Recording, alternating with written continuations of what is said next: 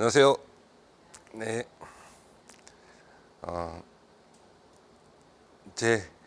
저는 이제 소개 좀 드리면 지금 대방고시학원에서 세무직 회계학 가르치는 이윤호라고 합니다. 제가 한 20년 동안 노량진에서 강의를 하다가 2020년 7월 오늘 첫 대방고시학원 공식 수업인데요. 이 시작은 굉장히 적지만 나중에는 좀 이 코로나 사태가 종식되고 2020년 7월부터 좋은 일들이 많이 발생하기를 바라고요. 우선 과거 25년 전에 처음 강의했던 그 설레임이 다시 오는 것 같아요. 그래서 굉장히 긴장되고 기대 반 걱정 반 뭐 이런 상태인데, 한 가지 약속 드릴 수 있는 건 저를 믿고 열심히 하시면 세무직 공무원 꿈을 꼭 이룰 수 있을 거라는 것, 그거 약속 하나 드릴 수 있습니다. 자, 이제 본 수업에 들어가서요. 우리가 이제 회계라는 걸 설명하면요. 회계는 기록과 보고예요. 기록을 하잖아요. 근데 기록으로 끝나는 것은 우리가 뭐라고 그러죠? 이걸 부기라고 그래요. 근데 이제 회계는 기록에서 보고라는 것을 추가한 거죠. 그래서 기록과 보고, 그래서 특히 이 전달의 정보 전달이라는 건데, 보고는 다른 말로 얘기하면 전달. 그러니까 기록과 보고에 관한 것을 우리가 회계라고 한다. 그래서 여러분에게 소개할 수 있는 건, 왜 부기와 회계는 동일시 되지만 회계는 부기 플러스 보고다라고 이해하시면 돼요. 그래서 이제 저희가 이제 회계라는 것을 설명할 때 수많은 회계가 있죠. 예를 들면 가장 우리가 많이 알고 있는 회계가 재무회계예요. 그 다음에 재무회계와 이제 전혀 다른 회계들 있죠. 그게 관리회계입니다. 이 두 회계를 이제 얘기하는데, 세금 목적, 재무회계를 가지고 파생된 세무회계도 있고요. 특수회계도 있죠. 그게 무슨 회계냐? 정부회계예요. 그래서 보통은 회계라고 하면은 가장 많이 우리가 보는 게 재무회계죠. 그리고 어떤 분들은 원가회계는 어딨냐? 원가회계는 그냥 원가 관리회계라고 해서, 자, 회계를 특징 질 때 재무회계, 관리회계, 원가회계는 재무회계와도 약간의 관련이 있지만 재무회계와 관련성보다는 관리회계적인 관련성이 상당히 높단 말이에요. 원가 정보는 비밀이잖아요. 정부회계는 기업이 아닌, 그러니까 이 두 가지는 기업의 얘기거든요. 기업 회계인데, 이거는 무슨 회계죠? 기업 회계가 아니고 나라 살림 회계죠. 그래서 이제 이렇게 얘기할 수 있고, 더 얘기하면 뭐 세무 회계도 있고 무슨 회계도 있고 그렇습니다만은, 저희 공부하는 내용은 요 세 가지입니다. 저희가 공부하는 내용은 세 가지. 그래서 이 재무회계, 원가관리회계, 정부회계를 2달 안에 여러분과 다 끝내야 돼요. 네, 근데 이게 큰일이죠. 정신 없이 열심히 해야 됩니다. 한편 이제 저희가 시험을 목적으로 고득점을 목적으로 공부하는 거잖아요. 회계를 교양이나 취미로 하는 건 아니지 않습니까? 그러다 보니까 이제 회계학을 시험에 내는 그런 자격 시험, 그다음에 공무원 시험 이런 특징인데 자격 시험과 공무원 시험은 어떤 점에서 다르냐 그 얘기를 제가 설명을 드릴게요. 가장 큰 특징은 출제 범위는 비슷하지만 약간 다르고요. 두 번째 특징은 계산기를 못 쓴다는 거예요. 공무원 시험은 자격 시험은 계산기를 쓸 수 있는데 그러다 보니까 여러분이 나는 왜 빨리 못 푸나 이 계산 방법까지도 가르쳐 드려야 돼요. 암산하는 방법 여러 가지 방법이 있죠. 그거 따라하면 저도 이제 긴 세월 동안 제가 공무원에 전념한 게 20년이거든요. 그 전에 5년간은 자격시험을 강의했거든요. 근데 다르더라고요. 암산하는 방법이 달라야 돼요. 그러니까 그리고 계산기 사용을 될 수 있으면 하지 않고 자기가 공부하는 중에 최대한 암산을 해야 계산 속도가 조금 빨라지고 실수가 없어요. 자, 일단 공무원 회계로 다시 왔어요. 그러면 이제 저희가 세무직이요.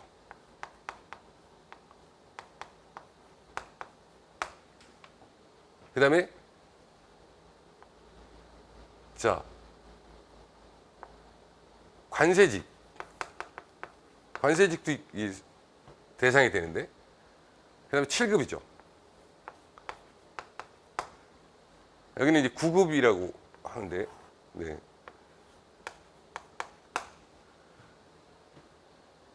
자, 저희가 20문제가 나와요. 근데 출제 내용을 보니까 관세직은 정말 네, 원가 관리 회계도 안 해도 되고 정부 회계도 안 해도 돼요. 그래서 딱 재무 회계가 20문제 전체가 나옵니다. 관세직은 간단하게 말씀드리면 재무 회계만. 그럼 7급은 어떻게 되냐 그랬더니 7급은 정확히 2문제가 나오고요.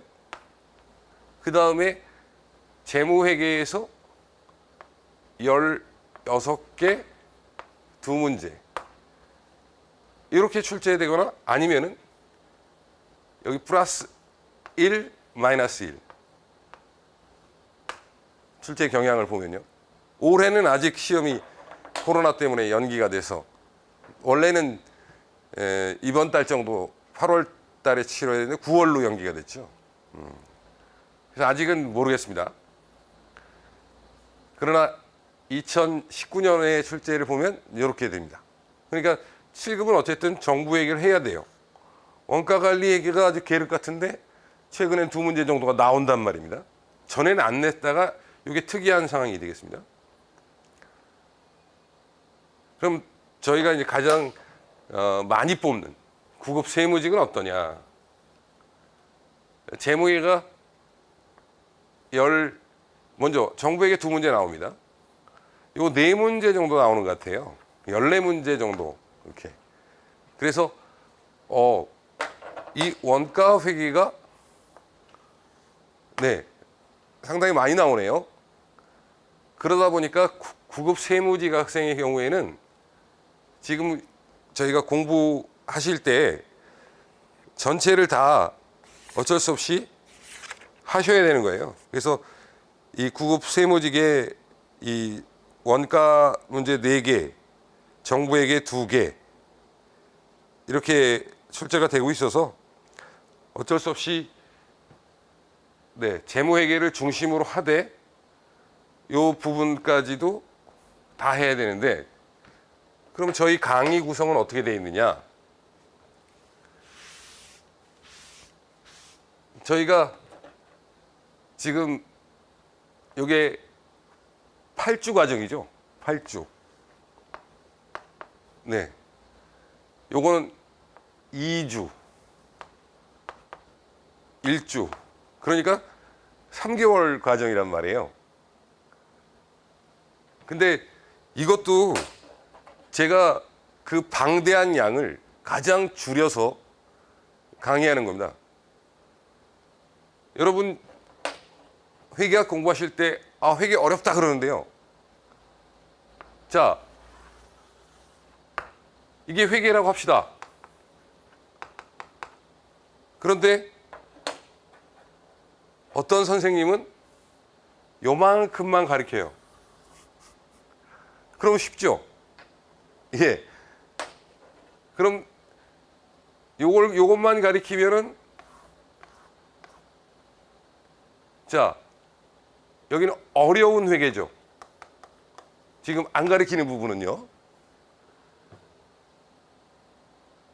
선택과 집중, 가성비 여러 가지를 따지는 거예요. 근데 저는 제가 얘기하건대 이런 식으로 강의에서는 7, 80점 맞을 수 있을 거예요. 진짜 최선을 다 하는데도. 그런데 적어도 어려운 부분을 일부 포함한 이렇게 좀 지금 보세요.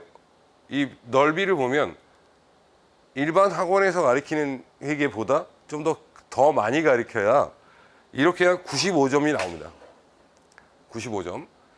자, 최근에 치루어진 지방직 시험에서 제가 가르치지 않은 문제가 하나 나왔어요.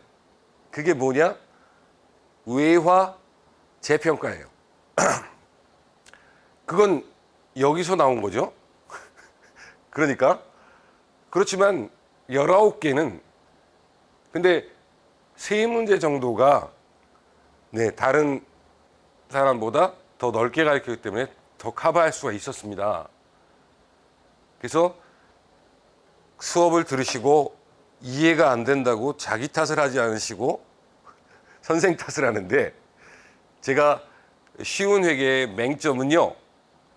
자, 보시다시피 붉은 선으로 칠해진 부분, 노란 선 칠해진 부분에서 열심히 요 빗금친 부분만 공부해 가지고는 70점, 80점밖에 안 나온다라는 걸 말씀드리고요. 조금 힘들더라도 많이 배워야 됩니다. 근데 그렇게 배우는데도 가끔은 이렇게 돌출 문제가 하나 나오는데, 거기까지를 만약에 커버하기 위해서 하면 지금 이 시간으로는 택도 없죠. 그렇기 때문에 어쩔 수 없이 단연간의 그 노하우로 정확하게 최대한 줄여본 겁니다. 물론 이 원가 관리에도 이제 배우실 텐데 같이 배워야 되는데 2주 동안에 무리일 수도 있어요. 왜? 다른 예를 들어서 회계사 학원은 원가 관리 개념 8주를 가리킨단 말입니다. 근데 그걸 4분의 1로 줄여서 강의를 해내야 돼요. 정부에게도 그 사람들은 또 별도의 강의라고 해서 개설한단 말입니다. 우리는 그걸 한 주로 줄여서 여러분에게 전달해야 됩니다. 자, 그러려면 저는 어떤 사람이 돼야 되죠? 정말로 전문가여야 됩니다. 엑스퍼트여야 돼요. 자, 그러니까 어려운 걸음 하셨으니까 믿고 열심히 해서 꼭 좋은 꿈을 이루는데 도움이 되도록 최선을 다해 봅시다. 보통 제가 다 설명드렸지만 기본 이론을 배우시고 그 다음 단계가 심화 이론이죠. 자, 기본 이론은요 이해예요. 그럼 이해인데 이해를 한다고 끝나는 게 아니에요. 그러니까 공부는 이해가 필수예요. 이해가 안 되면 재미가 없거든요. 그럼 심화 이론은 뭐냐? 정리예요, 정리. 여기서 이해가 됐죠? 자, 내가 알고 있는 걸 이해가 된 거는 굳이 암기할 필요 없어요. 그건 당연한 거니까. 근데 심화는 이해가 됐고 끝나는 게 아니라 골격을 추려야 돼요. 정리를 하는 거예요. 그래서 여기 심화 이론으로 끝나면 안 되고 그것이 어떻게 적용되는지 좀 난이도 있는 문제가 붙어요. 그래서 심화 이론 문제풀이라고 하는 거예요. 그 다음에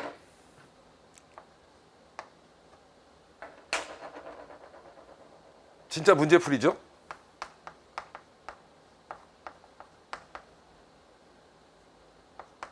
자, 문제풀이는 두 가지예요. 우선 어떤 문제풀이가 있을까요? 단원별 문제풀이가 있죠. 그 다음에 제가 대방고시학원에서 무료 강의를 했어요. 올해는. 네. 모의고사식 문제풀이가 있죠.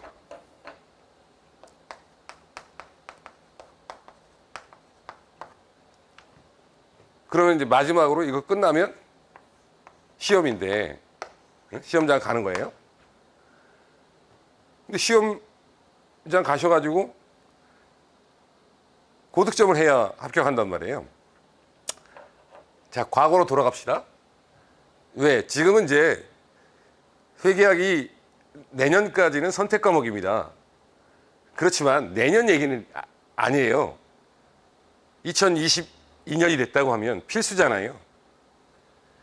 과거에 뭐 세법 선생님이나 다른 선생님이 얘기할지 모르지만 그 히스토리를 가장 많이 아는 사람은 저니까요.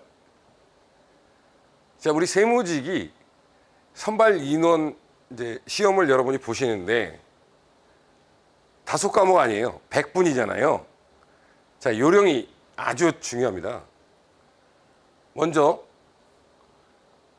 자, 국어, 영어, 한국사, 세법, 회계라고 하면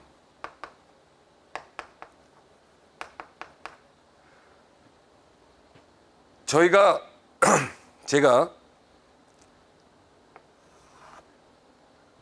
평균 점수가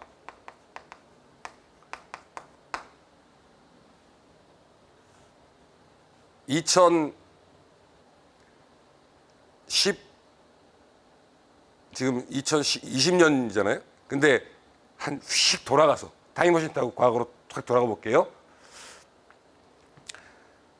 2007년도에 고 노무현 대통령이 근로장려세제를 도입한다고 해서 일자리 창출과 관련된 얘기거든요.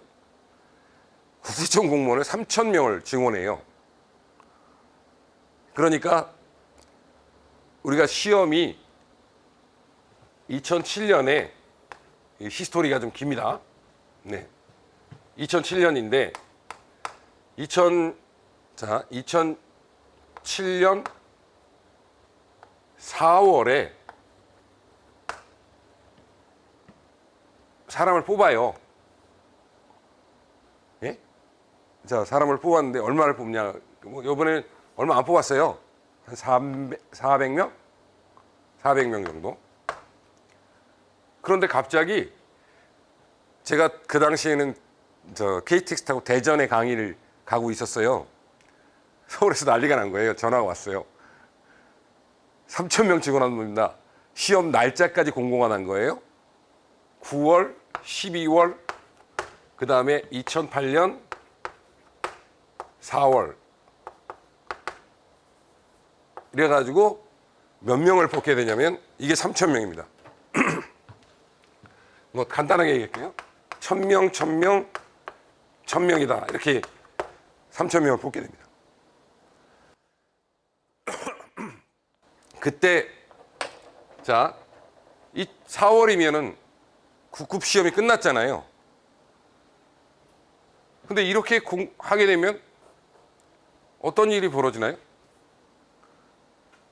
그래서 2007년도에 세무직, 회계하고 세법을 준비하고 비록 400명 안에 들어가지 못했던 수많은 저희 제자들이 다 이때 합격을 하게 됩니다. 다 합격을 할 수밖에 없잖아요. 그 당시 세무직 그 시험 보러 가는 인원 자체가 10,000명이에요. 그러니까 이 경쟁률이 30대 1 이렇게 나오거든요. 근데 30대 1인데 실제 시험장 결시율이 한 40% 돼요. 그러니까 15대 1이거든요. 15명 중에 이제 한 명이 붙는 거예요. 실제 시험장에 간 사람 중에서. 그럼 생각해 보십시오. 몇 명이나 시험장에 간다는 얘기죠? 10,000명 지원하니까 많아봐야 한 5,000명, 6,000명 시험장 간다는 얘기 아닙니까? 그런데 3,000명을 뽑으니 안 붙을 수가 있어요? 자기가 진짜 공부만 좀 한 사람이라면? 그래서 그 당시에 그 국세청 공무원들께서 뭐라고 했냐면, 야, 이렇게 많이 뽑으면 저질 세무공무원이 들어온다. 응? 똑똑하지 못한 세무공무원이 들어온다. 그랬습니다. 그런데 저는 이때부터 이제 유명해지기 시작했는데요. 이런 일이 벌어지면서 갑자기 어떤 일이 벌어질까요? 일반 행정직을 준비하던 학생들이 대거 세무직을 오는데 말입니다. 일반 행정에서 일반 행정 출신들이 여기서 불합격합니다. 왜? 2달에는 사기잖아요. 회계세법이 어떻게 되겠어요? 자, 그런데 합격을 합니다.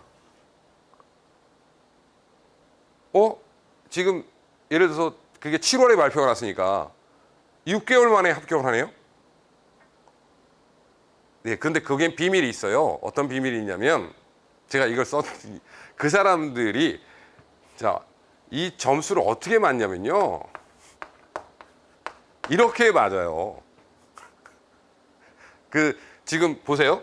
여기 12월에 합격한 이 친구들이 일반 행정직에서 와가지고 합격한 친구들이 기본적으로 그 사람들의 커트라인이 90점이 넘었거든요. 1행 커트라인이. 그러니까 이렇게 맞는다고요. 이렇게. 국어, 영어, 한국사를. 그러니 이거 뭐 50점씩 맞아도 붙는 거예요. 왜? 지금 제가 그때 커트라인이 78에서 최고 낮은 게 72점까지였거든요. 이 3,000명 뽑을 때. 그러니까 계산을 잘해야 된다 그러는데 제가 계산을 잘 못해요. 100점, 네, 요게 200점, 380 아닙니까? 맞나요? 100점, 200점, 180이니까 380, 그죠? 380점이면 70 몇 점? 네, 6점인가요? 5과목이니까. 네, 76점이 맞죠? 그러니까 70 이렇게 맞아도 세계세법을 50점 맞아도 그 사람들이 합격을 할 수가 있었던 거예요. 그런데 그건 아니고요. 이게 국어, 영어, 한국사를 이렇게 잘하니까 그 친구들이 처음에는 과락으로 떨어져요. 근데 여기서 어떻게 맞냐면 이 정도는 맞더라고요. 뭐 65 이렇게. 그러니까 엄청나게 뭐 여유롭게 붙더라고요. 컷보다 한 6, 7점 더 이상 막 10점 이상 더. 어떤 친구들은 전향한 지 얼마 만에 회계를 85, 90 이렇게 맞은 친구도 있고요. 그래서 굉장히 제가 깜짝 놀란 적도 있는데 아주 그렇지만 대부분 합격. 그 기존의 우리 세무직 학생은 어떻게 되느냐? 우리 85 이렇게 최소한 맞아줘야 돼요. 그 기존에 저희가 공부했던 학생들도 그럼 이 친구가 어떻게 맞냐? 90 정도, 60 약해. 우리 세무직 학생이 영어 되게 약합니다. 네, 90 정도 이렇게 맞는다 치면 170점 아닙니까? 자, 요거는 아직 240점이죠? 네. 그럼 몇 점 나오나요? 여유롭죠, 아주. 자, 굉장히 여유로워요. 자, 몇 점? 180, 240, 요거는 170. 그러니까 410점 정도가 나오나요? 자, 240에 170을 더하면 412죠. 그러니까 82점 정도가 나온 거죠, 컷이. 자, 82점 굉장히 훌륭한 점수입니다. 그래서 여러분 목표치를 제가 왜 이런 얘기를 지금 이 소중한 시간에 하냐면, 자, 필수 과목이 됐을 때 선택 과목 제도가 아니라고 지금 가정하고요. 몇 점을 맞으시면 안정권이 되느냐? 자, 요 정도 점수인데 좀 아쉽잖아요, 영어. 좀 올리죠. 그럼 영어를 못 올리겠다. 난 진짜 영어가 안 된다. 영어는 어마어마한 투자를 하셨어요. 지금 몇 년 하셨죠? 초, 중, 고, 대학. 와, 영어 학원, 영어 선생님한테 돈 갖다 준 것만 해도 어마어마할 거예요. 그런데, 그리고 이러셔. 아니, 진짜로 제가 가르친 수많은, 물론 잘하는 사람도 있어요.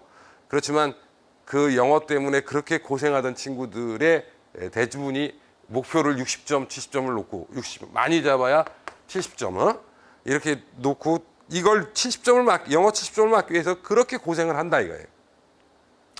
그럼 여러분을 구해준 건 라젠카가 아니잖아요. 누가 구해줬어요?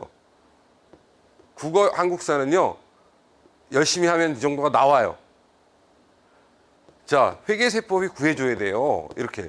근데 회계하고 세법을 85점을 안 맞으면, 이렇게 최소한 안 맞아주면 안 된다는 말씀을 드리는 거예요.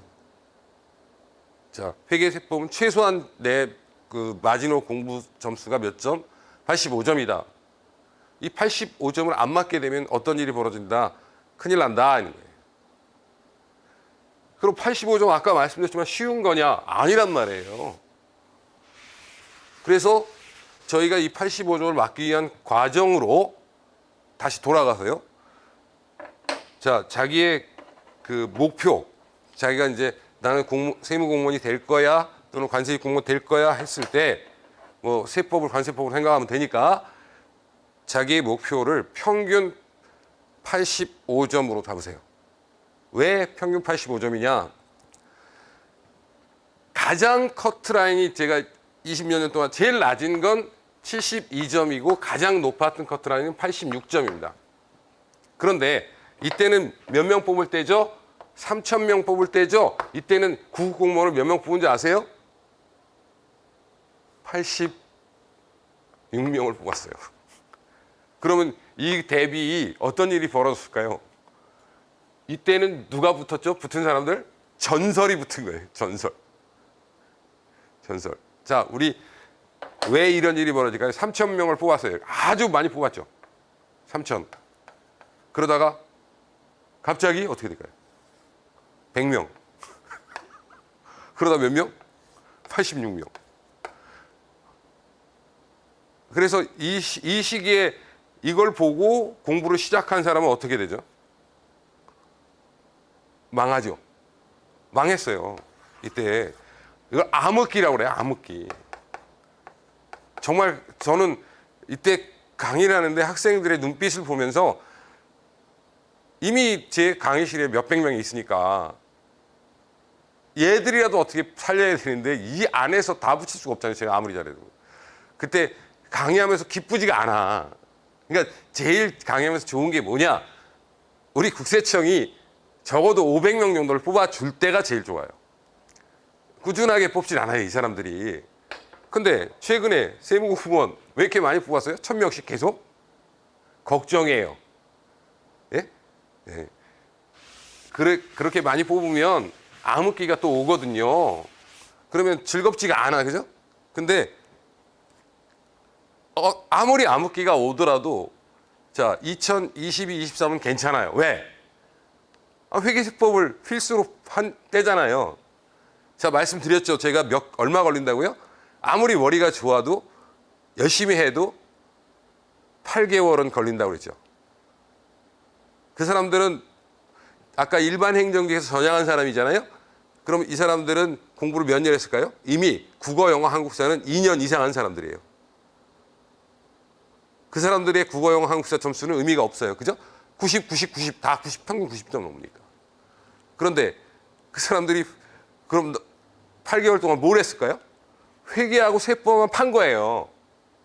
나머지는 그냥 짜투리 시간에 어떻게 옛날에 어느 정도 레벨이 올라온 학습 능력은 떨어지지 않거든요. 떨어져도 다시 금방 올라오거든요. 그런데 그들이 결국 60점, 70점 맞고 그럼 60점, 70점 맞으면 어떻게 되나요? 8개월 했을 때? 안 되잖아요, 우리는. 그러니까 최소한 회계와 세법에 투자하는 시간이 1년 이상이어야 된단 말이에요. 그럼 공부를 언제 해야 돼요? 자, 지금 딱 2022년 4월을 찌다 생각해 보세요. 얼마 남았어요? 그렇게 많이 남았어요? 아니요. 17개월 정도 남았어요. 18개월. 지금 예를 들어서 24개월에서 20개월 정도 남았네요. 20개월 긴 것 같죠? 금방 갑니다. 눈 깜빡하면 가요. 그래서 시작이 빠를수록 일찍 나갑니다. 이게 선입선출법이에요. 지금 회계법은 먼저 한 사람이 무조건 되겠어요. 근데 자, 기존에 세무직 합격자 중에 회계세법 한 비율이 10%가 안 돼요. 다 사회 뭐 이런 거 했어요. 그러다 보니까 회계세법을 누가 강의를 잘하는지 뭐 이런 이슈가 안 돼요. 노량진에서. 그러니까 선생님이 강의를 잘하는지 못하는지 전 선생님이 나하고 맞는지 하는 그건 전혀 학생들이 인포메이션이 없어요. 왜? 이게 회자가 돼야 되거든요. 야, 그 사람 회계 어때? 뭐 이렇게 떠들어야 되는데 회자가 안 되니까 묻혀버린 거예요. 퇴적층에. 그래서 다시 그 터널을 뚫고 나오려니까 힘들지만 이제 제가 필수가 되니까 일단 어때요? 즐겁잖아요. 그 에너지가 있잖아요. 야, 진짜 이제 그 시대가 왔구나라는 거죠. 그래서 저희가 한 10년 전부터 준비한 커리큘럼이고요. 여러분이 최소한 회계세법을 85점, 그리고 여러분의 평균 점수도 85점을 목표로 해서 21년 지나고 22년에 짠 하고 끝내고 그냥 뜨는 거예요. 그때쯤 되면 이제 코로나도 끝났고요. 합격하시고 자, 바캉스도 가고.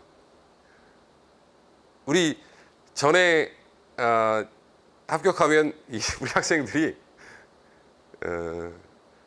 인생은 한 방이야 그래가지고 공무원 시험이 되면 대출을 해줍니다. 시험에 합격하면 은행에서 일단 이 사람은 신용 대출이 돼요.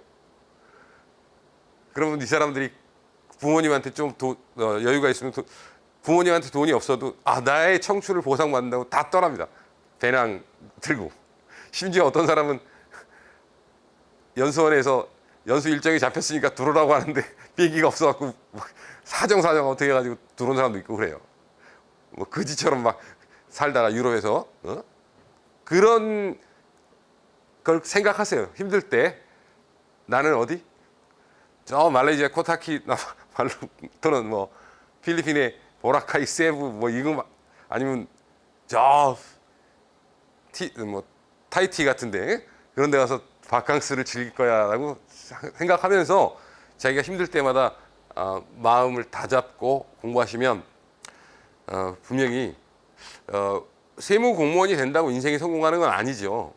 그렇지만 최소한 내가 하고 싶은 건 해봐야죠. 네, 그러니까 그런 꿈을 가지시기 바라고요. 제가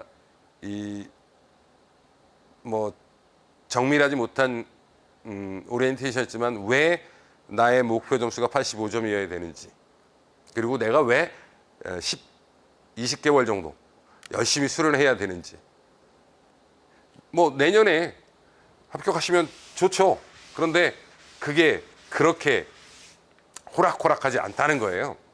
그러니까 지금 목표를 내년 합격을 두셔야 돼요.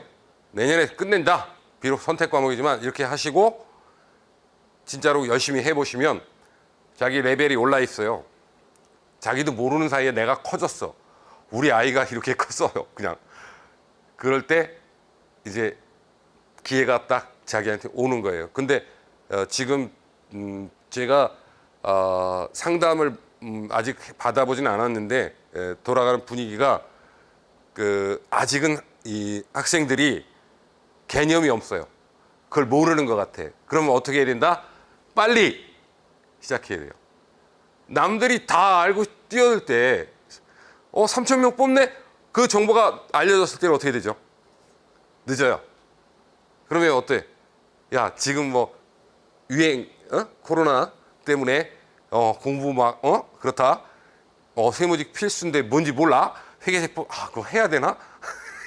이럴 때 하셔야 되는 거예요. 진짜 나중에 느껴보세요. 나한테 두세 달만 더 있었으면 이런 후회를 하지 마시고요. 정말로 미리미리 준비하는 그런 수험생활 하시고요. 힘들 때는 어떻게 하라고 했죠? 힘들 때는 야, 난 떠날 거야. 어디로?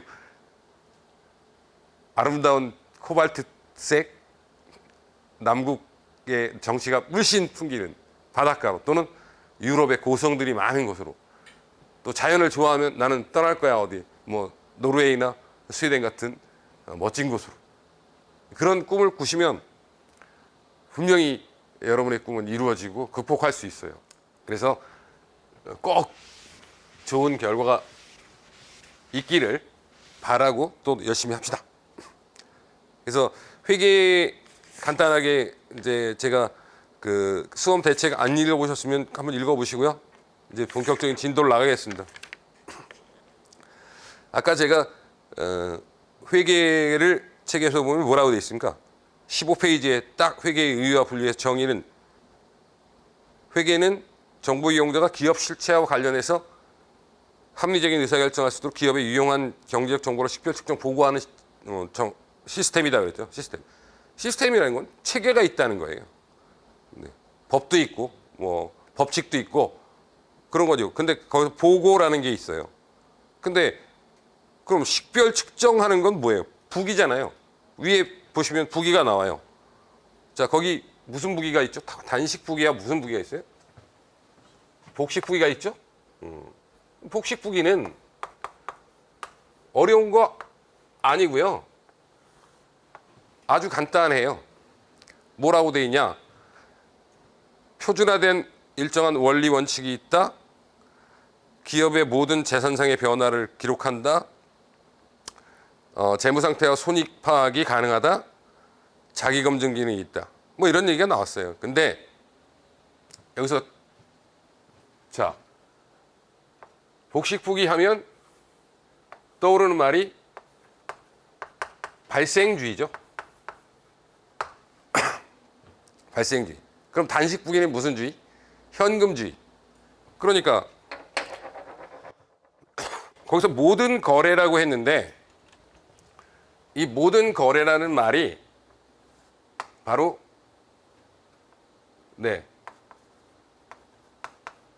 무슨 개념의 모든 거래냐? 발생주의 개념의 모든 거래다 이거예요. 그러니까 현금이 들어오고 나가지 않은 외상 거래도 당연히 포함된다 이런 얘기죠. 이런 거래를 다 적는데 어떻게 적어? 계정 기록을 한다는 거예요. 근데 이 계정이 웃기는 거예요. 계정이 뭐가 있다? 대차, 평균으로 적는다는 거예요. 대변, 차변에 똑같이. 그러니까 왼쪽, 오른쪽에 같은 금액을 적어서 크로스 체크. 그러니까 무슨 기능? 이게 자기 검증이 가능한 거예요.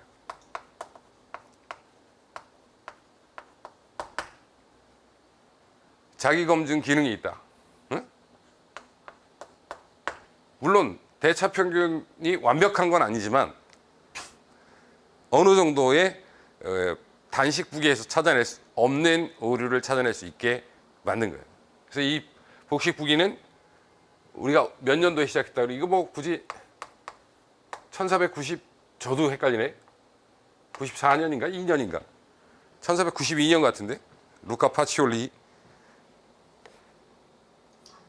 4년이에요? 예. 그러니까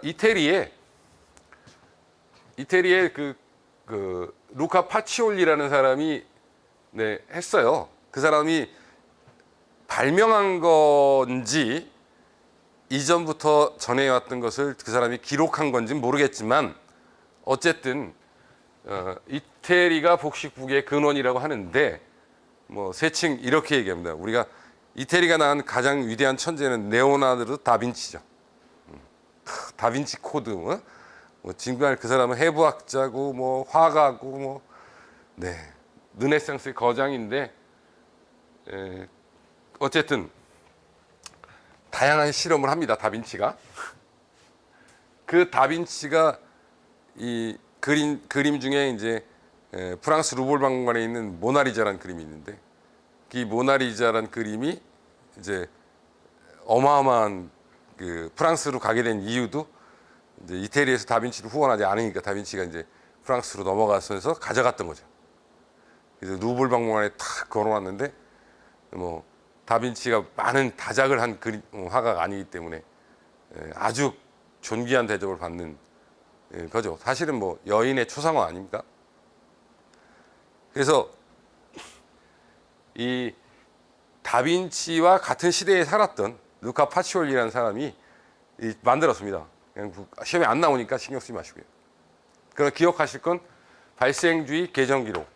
이게 바로 무슨 북이다, 복식북이다 하는 겁니다. 그러면 잠깐 보면 이제 이 복식북이에다가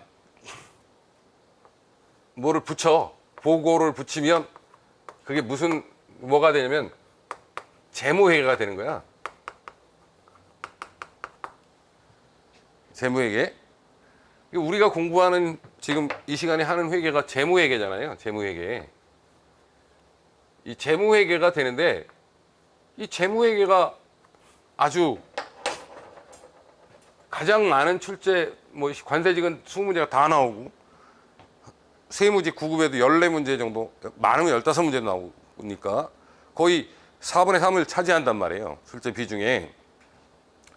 공부율이 양도 제일 많고 얘가 체계적인 어떤 보고라고 그랬잖아요.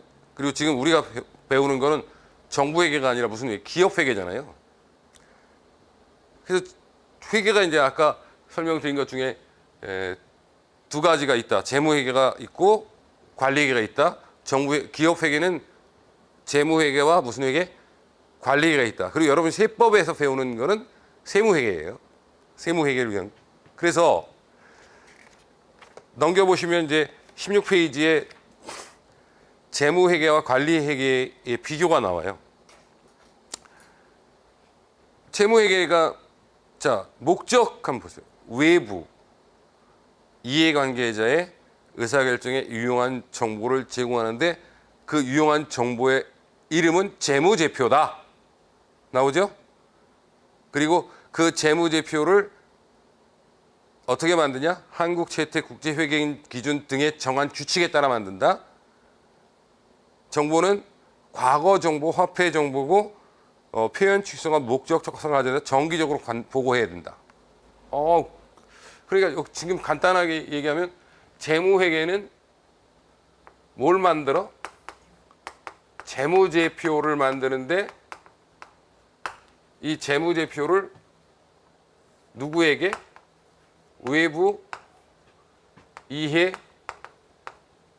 관계자에게 주는 거네요.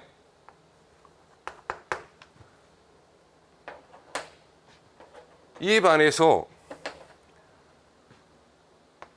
관리회계는 그냥 정보를 누구에게 주는 거죠?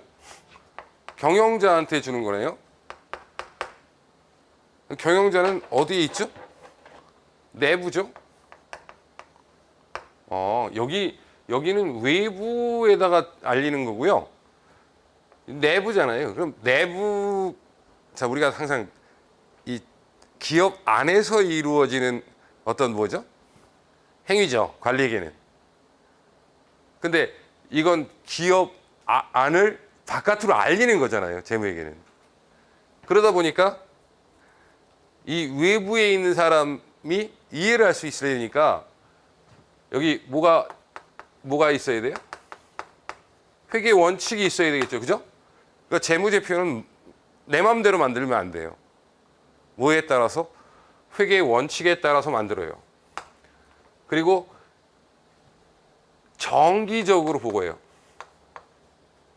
무슨 보고? 정기 보고합니다. 근데 이 관리회계는 그런 게 정보도 뭐 재무제표라는 정보가 아니라 무슨 그냥 플렉시블해 정보가. 아니 수시 보고해. 언제나 보고할 수 있어요. 그리고 어떤 규칙도 없어요. 인터널한 거야. 그러니까 자기네들끼리의 얘기야. 기업 안에서. 그러니까 관리 회계는 자 외부에서 너 왜 그렇게 해? 라고 할 수 있어요? 없어? 없죠. 아 내가 내 마음대로 한다는데 뭘 효율적인 방법을 통해서 내가 신경 쓰지 마세요. 우리 일이에요. 그런 얘기를. 근데 얘를 지 마음대로 하면 외부에서 야 너 왜 정해진 원칙을 안 지켜? 너 이런 내용을 보고해야 되잖아. 보고서가 왜 있다 이야. 이런 거죠. 다 정해져 있는 거예요. 뭐에? 원칙에. 그리고 언제 날짜 딱딱 정해서 보고하게 돼 있죠. 여러분 예를 들어서 우리 종합소득세 신고 납부 5월 31일이죠. 그죠? 올해는 코로나 때문에 한 달 연기가 됐습니다만은 그 정해져 있잖아요. 세금 언제 내야 되는지 딱딱딱. 마찬가지로 다 정해져 있는 겁니다. 재무회계는. 그래서 이 재무회계가 바로 복식부기에서 온 거다. 아, 관리회계가 어떤 특징이 있느냐. 이걸 당연히 초심자라도 당연히 아셔야 되는 거예요. 그러니까 제가 아까 기본적인 이해다 이런 건 암기가 아니다라고 하는 거는 이해할 수 있는 데까지 최대한 이해해서 암기를 줄이는 게 공부를 잘하는 방법이에요. 그런 다음에 이제 책으로 딱 돌아와 보세요. 거기 이제 제가 여러 가지 개념을 16페이지, 17페이지에 걸쳐 써놨는데 자 간단하게 말씀드리면 회계 단위다. 근데 여기 회계 단위라는 거는 무슨 회계의 단위예요? 지금 얘기하는 건? 앞에 뭐가 생략돼 있죠? 재무회계라는 얘기예요. 재무회계의 회계 단위인데요. 기업 실체라고 돼 있어요. 그러니까 회계의 주체는 누구다? 기업이다. 그러면 우리가 그냥 이렇게 생각하세요. 제일 편하게 기업. 그런데 이 첫 번째 개념에서 한 가지만 죄송하지만 연결 기업 이렇게 좀 기업은 기업이에요. 근데 무슨 기업? 연결 기업이다. 왜 연결 기업이라고 제가 하냐면 저희가 회계를 만드는 이 두 번째 얘기 회계 원칙이 있죠. 이 회계 원칙이 두 가지가 있어요.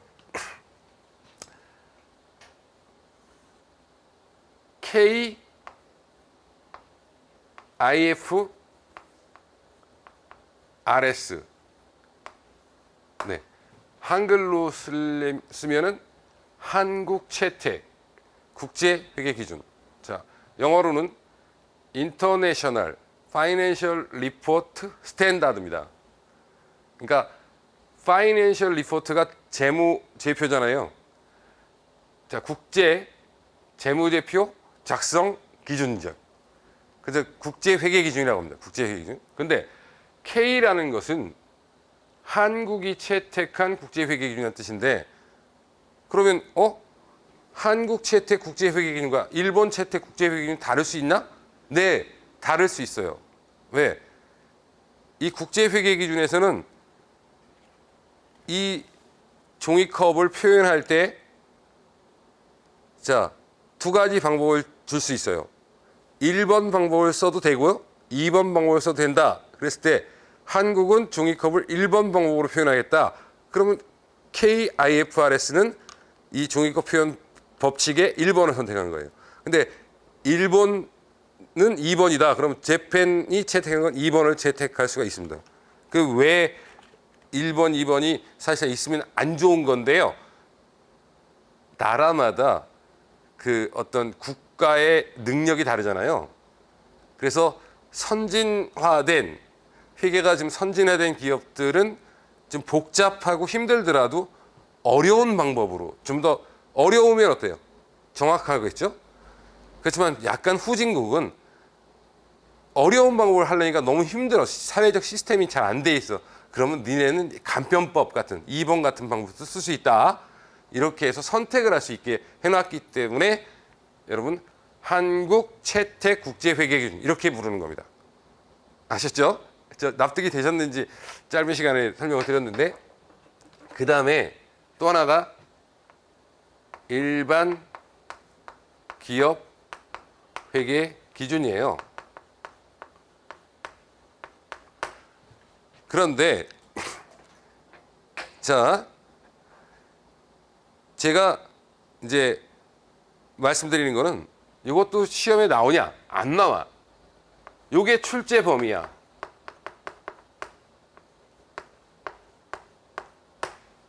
그러니까 시험은 KIFRS에 나오는 거예요.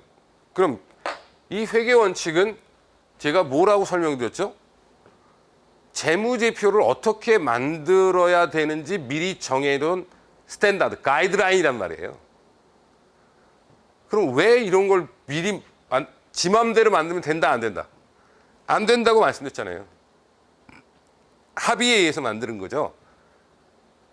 그래서 회계 원칙은 미리 정해놓은 재무제표 작성 방법에 대한 규정입니다. 재무제표 작성에 대한 규정이에요. 자, 그런데 우리나라는 두 가지가 존재하는데 그 중에서 뭘 쓴다? KIFRS와 일반 기업 회계기준인데 둘 다 되는데 시험은 뭐만 나온다? KIFRS만 나온다. 그러면 저는 여러분에게 철저하게 뭐만 가르치면 되죠? KIFRS만 강의하면 되는 겁니다. 그럼 이 KIFRS에서 회계 단위를 뭐라고 정했느냐? 연결 기업으로 정한 거예요. 그래서 제가 회계 단위 기업인데 무슨 기업? 연결 기업 이렇게 얘기한 겁니다. 그럼 이 세 번째 얘기 가겠습니다. 자, 회계 기간이다.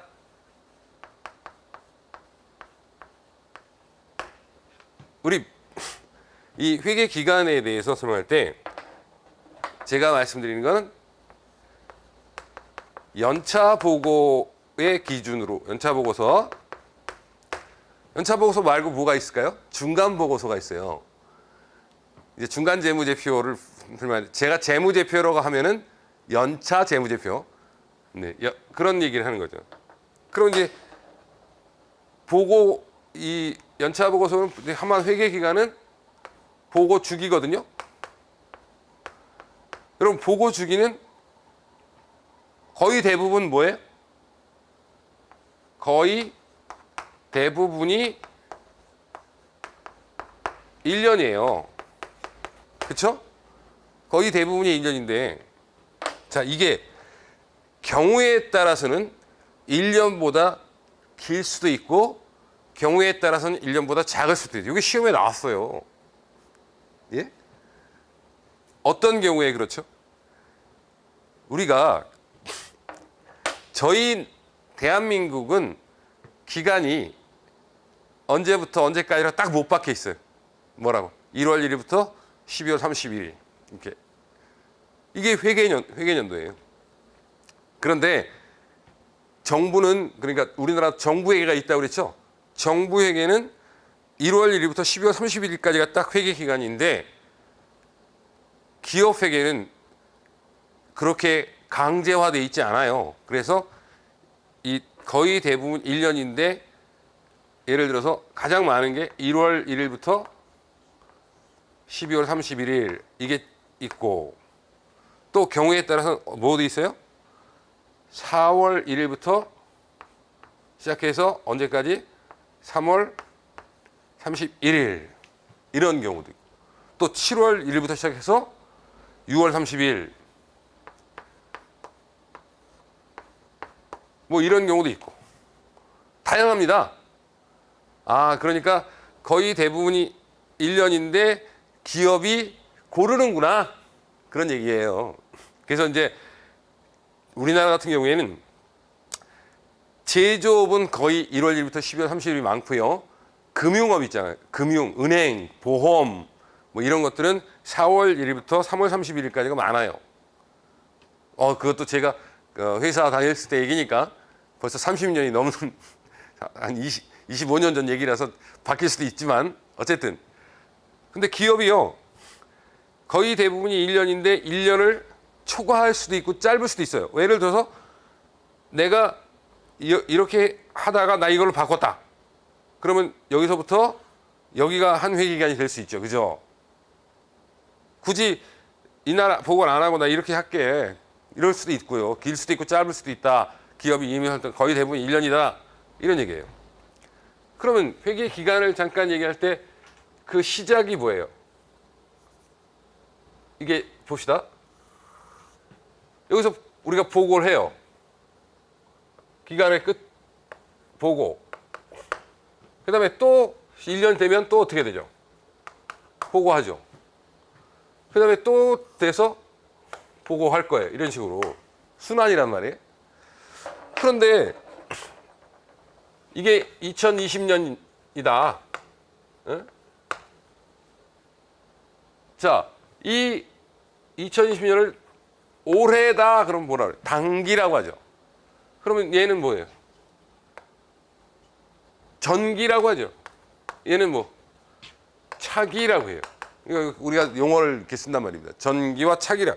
그러니까 올해, 전년도, 내년도, 차기, 전기 용어 이제 그거 아시면 되는 거고요. 근데 요 시작을 뭐라 그래요? 기초, 여기 끝을 기말이라고 하거든요. 근데 전기 기말은 단기에 뭐가 되는 거예요? 기초가 되는 거죠. 네. 그게 이제 길게 얘기할 얘기는 아니에요. 단기의 기말이 기초가 된다. 그러면 마지막 얘기가 어차피 뭐예요? 재무, 제표래요.